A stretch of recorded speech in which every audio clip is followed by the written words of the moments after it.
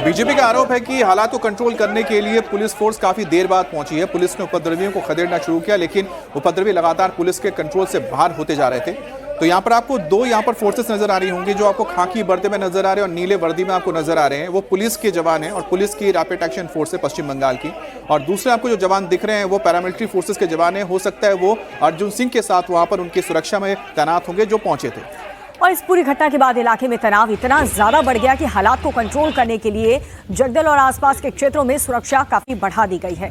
जलेबी मैदान, जहां पर प्राइम मिनिस्टर नरेंद्र मोदी की जनसभा होनी है, वहां पर सुरक्षा के कड़े इंतजाम भी किए गए हैं।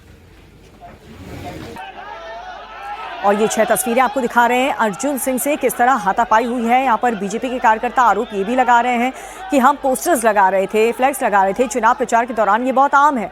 लेकिन वहीं पर टीएमसी के कार्यकर्ता पहुंचते हैं कि हमें भी पोस्टर लगाना है, और इसी बात को लेकर के कहासुनी होती है, फिर बातचीत होती है और उसके बाद ईंट और पत्थर उठाए जाते हैं टीएमसी के कार्यकर्ताओं की तरफ से और बीजेपी के कार्यकर्ताओं पर हमले किए जाते हैं। पुलिस की टीम वहां पर पहुंची है सिचुएशन को कंट्रोल करने के लिए। दोनों तरफ से पत्थरबाजी हुई और वोटिंग से पहले तनावपूर्ण स्थिति यहां पर बनी हुई है, लेकिन सिचुएशन कंट्रोल में करने के लिए पैरा फोर्स को वहां पर तैनात कर दिया गया।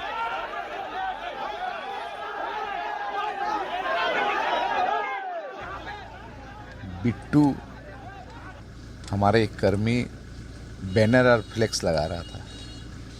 वहाँ हम लोगों का पार्टी ऑफिस भी है।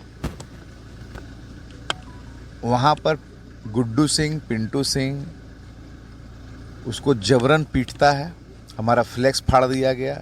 हमारे पार्टी ऑफिस में अंदर जाके भांगचूर किया। इस घटना को लेकर हम लोग थाना में अभियोग करने आए थे, क्योंकि अगर कोई हमारे कर्मी के ऊपर अटैक किया है तो हम लोग तो थाना में जनाएंगे। तो हम लोग थाना में आए। थाना में जब हम लोग अभियोग जनाने गए, उसी समय अर्जुन सिंह अपने केंद्र बाहिनी को लेकर, सीआईएसएफ सिक्योरिटी को लेकर अचानक हम लोगों के कर्मी के ऊपर हमला कर दिया, जिसमें हमारे सौरभ सिंह पुलिस के सामने थाना के अंदर सीसीटीवी फुटेज है, मीडिया फुटेज है। मीडिया फुटेज भी आपको हम दे रहे हैं। अद्भुत बात है, हम लोग तो अंदर में थे, कंप्लेन लिख रहे थे, किंतु मीडिया के थ्रू ही देखा गया कि किस तरह से अर्जुन सिंह अपने सीआईएसएफ को लेकर गुंडागर्दी का प्रदर्शन किया। अमित गुप्ता जो टीएमसी के कैंडिडेट थे जिन्होंने अर्जुन सिंह पर आरोप लगाया। दूसरी तरफ बीजेपी विधायक पवन सिंह ने आरोप लगाया कि उनके घर पर बमबारी की गई और फायरिंग में सीआईएसएफ के एक जवान घायल हो गए। पवन सिंह 2026 के पश्चिम बंगाल विधानसभा चुनाव में भाटपाड़ा विधानसभा चुनाव से क्षेत्र से चुनाव लड़ रहे हैं।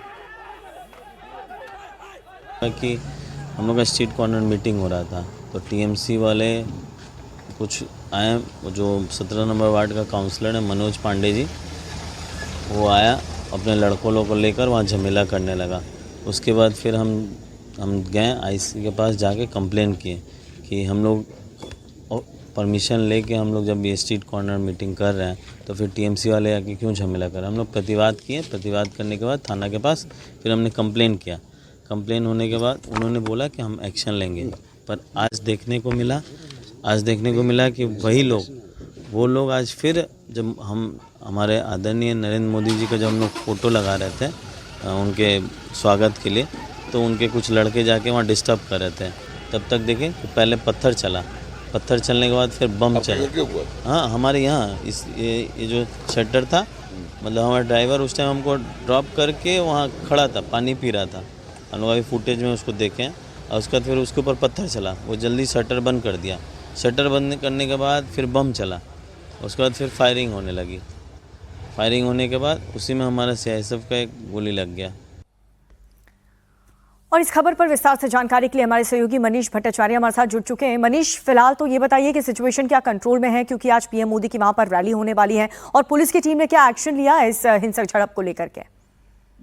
देखिए, पुलिस ने 5 लोगों को इस पूरे मामले में हिरासत में लिया है। और चूंकि ये जो इलाका है ये भाटपाड़ा और नोवापोड़ा दोनों ही इलाके से पवन सिंह, जो कि अर्जुन सिंह के बेटे हैं, और अर्जुन सिंह खुद दोनों ही इस चुनाव लड़ रहे हैं। देर रात को पोस्टर्स और झंडा लगाने को लेकर ये विवाद सबसे पहले गरमाया था। जैसे ही थाने पर टीएमसी के कुछ लोग पहुंचे, अर्जुन सिंह वहां पर मौजूद थे और अचानक से दोनों के बीच में हाथापाई हो गई। उसके बाद ये बताया जा रहा है कि बमबाजी भी हुई है, गोलीबारी भी हुई है, जिसमें एक सीआईएसएफ जो कि अर्जुन सिंह की सिक्योरिटी में तैनात थे वो घायल हुए। उनको कोलकाता में एडमिट किया गया और भारी डिप्लॉयमेंट पुलिस का वहां पर तैनात किया गया है। सेंट्रल फोर्सेस का डिप्लॉयमेंट वहां पर किया गया है। 5 लोगों को हिरासत में लिया है, लेकिन अभी और भी उन लोगों की तलाश की जा रही है जिन लोगों ने हंगामा किया, खासतौर पर जिन्होंने बमबाजी और गोलीबारी की है। तो जैसा कि मनीष जैसा बता रहे हैं कि 5 लोगों के ऊपर एक्शन हुआ है और इस पूरे मामले में आगे की कार्रवाई हो रही है। लेकिन मनीष एक चीज़ और बताइए, क्योंकि ये तो बहुत पहले से ही सब लोग जानते हैं कि बैरकपुर का जो इलाका है वो कितना ज़्यादा सेंसिटिव है, खासतौर पे अर्जुन सिंह का उस इलाके में एक वर्चस्व माना जाता है। तो क्या यही वजह कि टीएमसी को खतरा है कि वहाँ की 3-4 जो सीटें आसपास की वो काफ़ी ज़्यादा प्रभावित हो सकती हैं बीजेपी के साथ उनके जुड़ने के बाद से? हाँ बिल्कुल, देखिए अर्जुन सिंह एक वक्त था जब ममता बनर्जी के बहुत खास सिपह सलार हुआ करते थे। उसके बाद जब वो बीजेपी में आए, फिर वो सांसद भी बने, उसके बाद बीजेपी से चुनाव भी लड़े और फिर हुआ कि उनके बेटे और यानी अर्जुन सिंह और उनके बेटे दोनों उसी क्षेत्र से चुनाव लड़ रहे हैं। और यही वजह है कि इस बार बीजेपी ने अर्जुन सिंह और उनके बेटे दोनों को ही टिकट दिया है, क्योंकि उनके बेटे पवन सिंह वर्तमान से विधायक है। अभी कुल मिला के स्थिति जो है, चूंकि हिंदी भाषी लोग वहां पर बहुत ज्यादा है और बताते हैं कि अर्जुन सिंह का दबदबा है, लिहाजा टीएमसी और के जो नेता और अर्जुन सिंह के जो लोग हैं उनके बीच में क्लैश होना स्वाभाविक है। लेकिन इस इलाके में बताते हैं कि अर्जुन सिंह और उनके बेटे का काफी दबदबा है और कहीं ना कहीं चूंकि प्रधानमंत्री नरेंद्र मोदी की सभा होने वाली और उससे पहले पूरे इलाके में जब पोस्टर्स पाटे गए तब ये हंगामा हुआ और इसी को लेकर कहीं ना कहीं विवाद। जाहिर सी बात है कि भाई कहते हैं ना कि बहुत हाई वोल्टेज यहाँ पर इस वक्त चुनाव हो रहे हैं। खासतौर पे उत्तर 24 परगना एक ऐसा जिला है जहां पर 33 सीटें हैं, टीएमसी का गढ़ माना जाता है और बीजेपी की कोशिश यही है कि बीजेपी को अगर सत्ता में आना है तो सेंधमारी करनी पड़ेगी नॉर्थ 24 परगना में। और नॉर्थ 24 परगना में जो बैरकपुर और इसके आसपास का इलाका में यहाँ पर हिंदी भाषी लोग होने की वजह से बीजेपी को यह लगता है कि अगर प्रधानमंत्री मोदी का जो यहाँ पर एक पॉपुलैरिटी है और उनका जो जिस तरह का व्यक्तित्व है वो यहाँ पर ज़्यादा से ज़्यादा सीट लाने में बीजेपी के लिए मदद कर सकता है। और यही वजह कि लगातार आप देखिए कि टीएमसी और टीएमसी के नेता काफ़ी इससे आप समझ सकते हैं कि डरे हुए हैं।